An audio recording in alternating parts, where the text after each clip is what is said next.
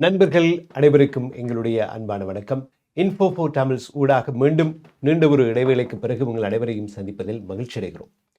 தோட்ட தொழிலாளர்களுக்கான சம்பளம் அதிகரிக்கப்பட்டிருக்கின்ற ஒரு சூழலில் அது அந்த மக்கள் மத்தியில் மிகப்பெரிய ஒரு மகிழ்ச்சியினை ஏற்படுத்தி இருக்கிறது.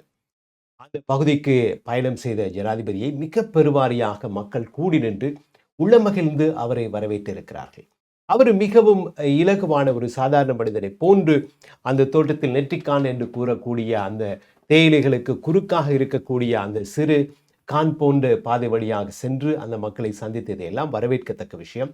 மக்கள் கோடி நன்றி என்று சொல்லி இருக்கிறார்கள், பாராட்டி இருக்கிறார்கள், புகழ்ந்திருக்கிறார்கள்.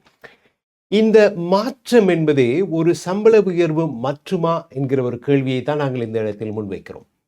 இலங்கையை பொறுத்த வரைக்கும் மலையக மக்கள் 150 ஆண்டுகளுக்கு மேலாக அந்த மண்ணில் மிகவும் மோசமான வறுமை நிறைந்த ஒரு வாழ்வு சூழலை அனுபவித்துக் கொண்டிருக்கிறார்கள்.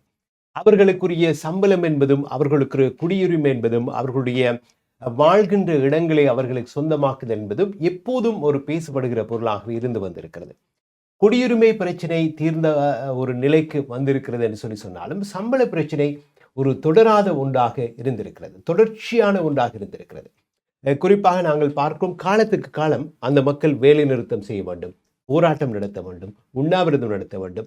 அதன் பிறகு அவர்களை பிரதிநிதித்துவப்படுத்துகிற தொழிற்சங்கங்களும் துறைமாறு சம்மேளனம், கம்பெனிகள் சங்கம் அந்த இரண்டும் சேர்ந்து பேச்சுவார்த்தை நடத்தி சம்பளத்துக்கு ஒரு முடிவெடுப்பார்கள். அது எப்போதுமே வாழ்வாதாரத்தை தொடர்ச்சியாக கொண்டு செல்வதற்கான லிவிங் வேஜ் என்று கூறக்கூடிய அந்த நிலைக்கு ஏற்றதாக சம்பளம் எப்போதும் இருந்ததில்லை. அவர்கள் அந்த வாழ்வாதாரத்துக்குரிய நேஷனல் லிவிங் வேஜ் அல்லது குளோபல் லிவிங் வேஜ் என்று நாங்கள் கூறுகிற உணவு, உடை, உறையுள், இந்த தேவைகள், பிள்ளைகளுக்கான படிப்பு செலவுகள், இது தவிர ஏதாவது ஆபத்துக்காக வரக்கூடிய செலவுகள், இவற்றை நிவர்த்தி செய்யக்கூடிய அளவுக்குத்தான் சம்பளம் இருக்க வேண்டும் என்கிற அடிப்படையில் இருந்தது இல்லை. இந்த ஒரு சூழலில் முதல் தடவையாக இலங்கையினுடைய வரலாற்றை பொறுத்த வரைக்கும் அரசாங்கம் நேரடியாக இந்த சம்பள விடயத்தில் தலையிட்டிருக்கின்ற ஒரு வரலாற்றை நாங்கள் பார்க்கிறோம். இப்போது இதுல முக்கியமான ஒரு விஷயம் என்னவென்று சொன்னால், தோட்ட தொழிலாளர்கள் இலங்கையில் மாத்திரமல்லாமல் அவர்கள் கென்யாவில் இருக்கலாம், வெவ்வேறு ஆப்பிரிக்க நாடுகளில் இருக்கலாம், இந்தியாவில் இருக்கலாம், ஒட்டுமொத்த உலகத்திலும் கிட்டத்தட்ட இவ்வாறானது ஒரு வாழ்க்கையைத்தான் அவர்கள் வாழ்ந்து கொண்டிருக்கிறார்கள். அவர்களுக்கு கிடைக்கக்கூடிய ஊதியம் என்பது எப்போதும் தேவைக்கு குறைவானதாகவே இருந்திருக்கிறது. அவர்கள் வறுமையிலேயே வாழ்ந்து கொண்டிருக்கிறார்கள். இன்று வரையிலும் அதுதான் நிலைமை.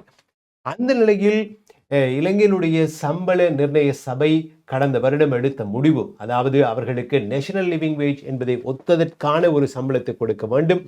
அது ரணில் விக்ரமசிங்க ஆட்சியில் இருக்கிற பொழுது அந்த விவகாரம் எடுக்கப்பட்டிருந்தாலும் இன்று அனுரகுமார அவர்கள் ஜனாதிபதியாக வந்ததன் பிறகு அது வேகமும் தீவிரமும் பெற்று நடைமுறைக்கும் வந்திருக்கிறது. முதலில் ஒரு கெசட் அறிவித்தல், அரசாங்கம் வர்த்தமானி அறிவித்தல் ஒன்றினை வெளியிடுகிறது. 1350 ரூபாய் சம்பளம் கொடுக்க வேண்டும் என்கிற ஒரு அறிவித்தல். இதனை தர முடியாது என்று உயர்நீதிமன்றத்துக்கு கம்பெனிகள் செல்கின்றார்கள். அதனால் அந்த விடயம் கிடப்பிலே போடப்படுகிறது, செய்ய முடியவில்லை. இந்த ஒரு சூழலில்தான் கடந்த வரவு செலவு திட்டத்தில் அறிவித்தது போன்று ஜனாதிபதி மீண்டும் அந்த வர்த்தமானி அறிவித்ததோடு மாத்திரமல்லாமல் அரசாங்கம் முன்வந்து 200 ரூபாவை வருகை கொடுப்பனவாக அல்லது அட்டெண்டன்ஸ் அலவன்ஸாக நாங்கள் தருகிறோம், நீங்கள் 1350 அதனோடு சேர்த்து 200 ரூபாயை கொடுங்கள், நாங்களும் 200 ரூபாயை தருகிறோம் என்று சொல்லி 1750 ரூபாயை ஒரு நாளுக்கு கொடுக்கிறார்கள். மாதம் 25 நாட்கள் தொடர்ச்சியாக வேலை செய்வதன் ஊடாக அவர்களுக்கு இந்த சம்பளம் கிடைக்கும். அல்லது வருகை சம்பளத்துக்கான கட்டண கொடுப்பனவிலும் கூட குறைபாடு ஏற்படுவதற்கு வாய்ப்பு இருக்கிறது. இப்ப என்ன விஷயம் என்று சொன்னால், இந்த மக்கள் முதல் தடவையாக உண்ணாவிரதம் செய்யாமல், போராட்டங்கள் நடத்தாமல், வெவ்வேறு விதமான போராட்ட அணுகுமுறைகளை கையில் எடுக்காமல் இந்த விடயம் தீர்வுக்கு வந்திருக்கிறது. இது மக்களுக்கு மிகப்பெரிய சந்தோஷத்தை கொடுத்திருந்தாலும் இந்த சந்தோஷம் என்பது எல்லோருக்கும் உரியதாக இல்லை. அங்கு இந்த மக்களுடைய சம்பள உயர்வு, குடியுரிமை பிரச்சனை, காணி பிரச்சனை என்ற விடயங்களை வைத்து தொடர்ச்சியாக அரசியல் தொழிற்சங்க லாபங்களை ஈட்டி வந்த தொழிற்சங்கங்களுக்கு, குறிப்பாக அரசியல் கட்சிகளாக மாறியிருக்க தொழிற்சங்கங்களுக்கு இது ஒரு வயிற்றில் புளியை கரைக்கிற ஒரு சம்பவமாகத்தான் நிகழ்ந்திருக்கிறது என்பதை நாங்கள் ஊரில் உரையாடுகிற பொழுது நாங்கள் அறிகிறோம். நாங்கள் உங்களுக்கு சம்பளத்தை கூட்டி தருகிறோம், ஆகவே நீங்கள் எங்களோடு இருங்கள், நீங்கள் எங்களுடைய உறுப்பினர்கள், எங்களுக்கு சந்தா கட்டணம் மாதம் மாதம் செலுத்துங்கள் என்பதாகத்தான் இலங்கை தொழிலாளர் காங்கிரஸ் போன்ற பல்வேறு தொழிற்சங்கங்கள் அங்கே இருந்து வந்திருக்கின்றன. அது அமரர் சௌமியமூர்த்தி தொண்டமான் அவர்கள், அவரோடு சேர்ந்து அதனுடைய செயலாளராக இந்த செல்லச்சாமி அவர்கள் போன்றவர்கள் இருந்த அந்த காலகட்டத்தில் சம்பள உயர்வுக்காக நடக்கின்ற போராட்டங்கள் மிகப்பெரிய எழுச்சியை மலையகத்தில் உண்டு பண்ணிய வரலாறு இருக்கிறது. அதற்கு முன்னதாகவும் பல்வேறு தேவைகளுக்காக நடைபெற்ற போராட்டங்கள், உரிமைகளுக்காக நடந்த போராட்டங்கள், கொலைகள், மரணங்கள் என்று மிகப்பெரிய அளவில் நடந்திருக்கின்றன. தோழர்கள் சிவனி லட்சுமணன் போன்ற அவர்களுடைய வரலாறும் கூட சில பேருக்கு ஞாபகம் இருக்கக்கூடும். ஆனால் அமரர் தொண்டமான் அவர்கள் இலங்கை தொழிலாளர் காங்கிரஸை மிகப்பெரிய ஒரு தொழிற்சங்க இயக்கமாக அல்லது ஒரு அரசியல் கட்சியாக மாற்றி அமைத்ததன் பிறகு மலையக மக்களுக்கு ஒரு சக்தி கிடைத்தது என்பது உண்மைதான். ஆனால் காலப்போக்கில் அவருடைய செயற்பாடும், அவருக்கு பின்னராக வந்த அவருடைய ஆறுமுகம் தொண்டமான் அவர்களுடைய வரலாறும், அதன் பின்னதாக இலங்கை தொழிலாளர் காங்கிரஸ் கண்டு வந்த அந்த வீழ்ச்சி போக்கும், இன்று ஜீவன் தொண்டமான் அவர்கள் வந்திருக்கிற போதிலும் கூட, 3வது தலைமுறையாக மன்னர் பரம்பரை போன்று அவர்கள் வருகிறார்கள். வந்திருந்த பொழுதும் கூட அந்த மக்களுடைய அடிப்படை சம்பள விஷயங்கள் போன்றவற்றில் தீர்க்கமான முடிவினை எடுக்கக்கூடிய நிலைப்பாடு அங்கே இல்லாமல் இருக்கிறது. ஆகவே இவர்களுடைய அரசியல் எதிர்காலம் இப்போது இதுவரை காலம் கம்பெனிகளோடு பேசி நாங்கள் தான் சம்பளம் பண்ணி தருகிறோம் என்கிற ஒரு காரணத்தையாவது நாங்கள் இருக்க வேண்டும் என்பதற்கான காரணத்தை சொல்லி வந்தார்கள்.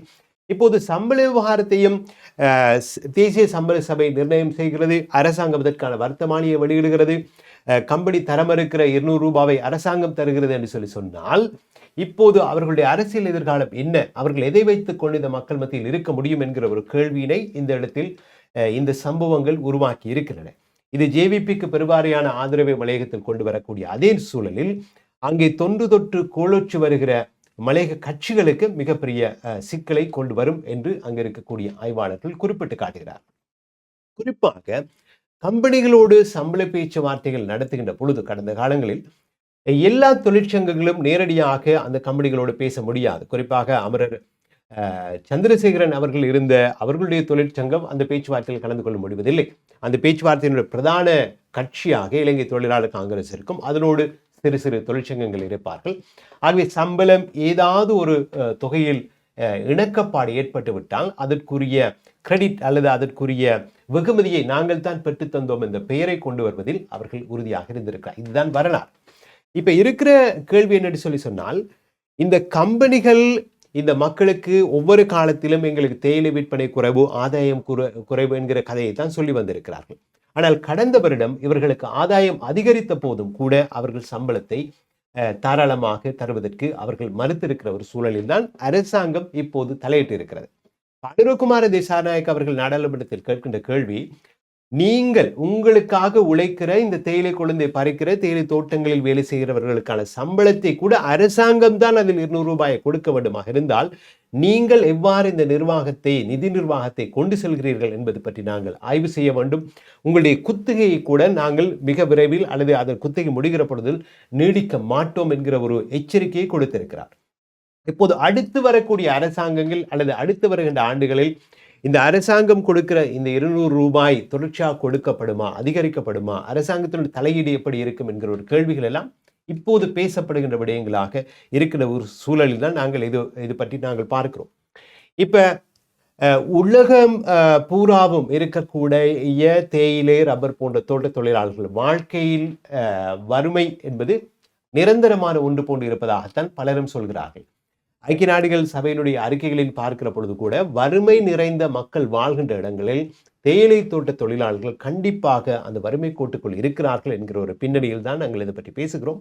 ஆகவே இனிவரும் காலங்களில் இப்போது மலையகத்தில் புதிதாக காலுண்டு முயற்சித்து கடந்த தேர்தல்கள் எல்லாம் ஈடுபட்டிருந்த மனோ கணேசன், திகாம்பரம், ராதாகிருஷ்ணன் போன்றவர்களுடைய தமிழர் முற்போக்கு கூட்டணி அவர்களுடைய மாற்று நடவடிக்கை எப்படி இருக்க போகும் என்பதும், இந்த சம்பள விவகாரத்தை கடந்து இந்த மக்களுக்கு தொக்கி நிற்கக்கூடிய அவர்கள் இருக்கிற காணிகள் அவர்களுக்கு இன்னும் சொந்தமில்லை, அவர்கள் இளைஞர்களுடைய படிப்பு, வசதி போன்ற பல்வேறு பிரச்சனைகள் இருக்கின்றன. இது பற்றி என்ன செய்ய போகிறார்கள்? மலையக அரசியல் இலங்கை தொழிலாளர் காங்கிரசினுடைய வீழ்ச்சியோடு முற்றுமுழுதாக ஜேவிபியை நோக்கி செல்ல போகிறதா அல்லது அங்கே ஒரு மறுமலர்ச்சி ஏற்படுமா? இது பற்றியும் நாங்கள் தொடர்ந்து பேசவிருக்கிறோம்.